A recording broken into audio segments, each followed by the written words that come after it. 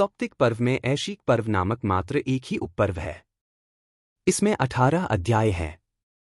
अश्वत्थामा, कृतवर्मा और कृपाचार्य कौरव पक्ष के शेष इन 3 महारथियों का वन में विश्राम, तीनों की आगे के कार्य के विषय में मंत्रणा, अश्वत्थामा द्वारा अपने क्रूर निश्चय से कृपाचार्य और कृतवर्मा को अवगत कराना, तीनों का पांडवों के शिविर की ओर प्रस्थान, अश्वत्थामा द्वारा रात्रि में पांडवों के शिविर में घुसकर समस्त सोए हुए पांचाल वीरों का सहार, द्रौपदी के पुत्रों का वध, द्रौपदी का विलाप तथा द्रोणपुत्र के वध का आग्रह, भीम द्वारा अश्वत्थामा को मारने के लिए प्रस्थान करना और श्रीकृष्ण अर्जुन तथा युधिष्ठिर का भीम के पीछे जाना, गंगा तट पर बैठे अश्वत्थामा को भीम द्वारा ललकारना, अश्वत्थामा द्वारा ब्रह्मास्त्र का प्रयोग, अर्जुन द्वारा भी उस ब्रह्मास्त्र के निवारण के लिए ब्रह्मास्त्र का प्रयोग, व्यास की आज्ञा से अर्जुन द्वारा ब्रह्मास्त्र का उपशमन, अश्वत्थामा की मणि लेना और अश्वत्थामा का मानमर्दित होकर वन में प्रस्थान आदि विषय इस पर्व में वर्णित है। धृष्टद्युम्न और द्रौपदी के पुत्रों का वध। युद्ध के बाद कृष्ण पांडवों को लेकर किसी दूसरी जगह चले गए। कृपाचार्य, कृतवर्मा तथा अश्वत्थामा तीनों वीर पांडवों के शिविर के पास पहुंचकर एक पेड़ के नीचे रुक गए। अश्वत्थामा ने देखा कि रात के अंधेरे में उल्लू जैसा एक पक्षी उड़कर आया, सोते हुए कौओं को एक एक करके मार डाला। अश्वत्थामा ने भी निश्चय किया कि रात के समय ही शत्रु का संहार करना ठीक है। उसने कृतवर्मा तथा कृपाचार्य से अपने मन की बात कही। उन्होंने इसे अन्याय कहकर मना किया, पर अश्वत्थामा अपने पिता के हत्यारे धृष्टद्युम्न का वध करना चाहता था। वह उठा पांचालों के शिविर में घुस पड़ा। विवश होकर कृतवर्मा और कृपाचार्य को भी अपने सेनापति का साथ देने को तैयार होना पड़ा। अश्वत्थामा ने दोनों से कहा, आप द्वार पर रुके तथा जो भी निकले उसे जिंदा न छोड़े।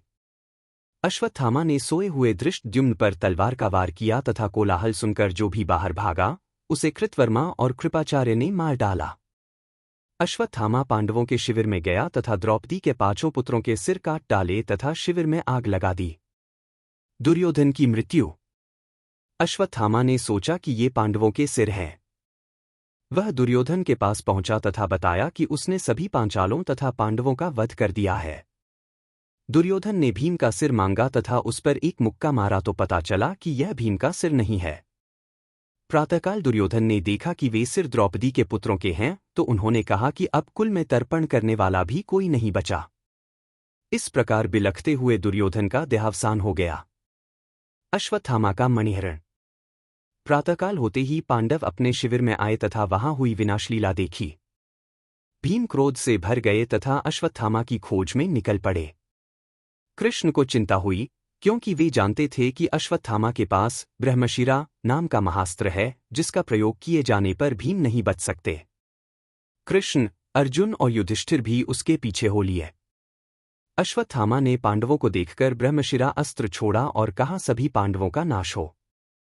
तभी अर्जुन ने पाशुपत महास्त्र छोड़ा। चारों ओर आग निकलने लगी।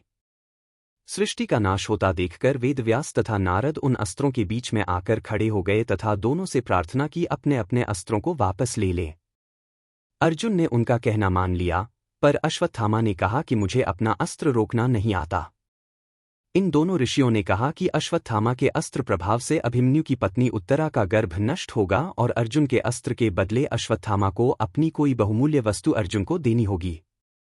इस बात पर अश्वत्थामा को अपने मस्तक की मणि देनी पड़ी।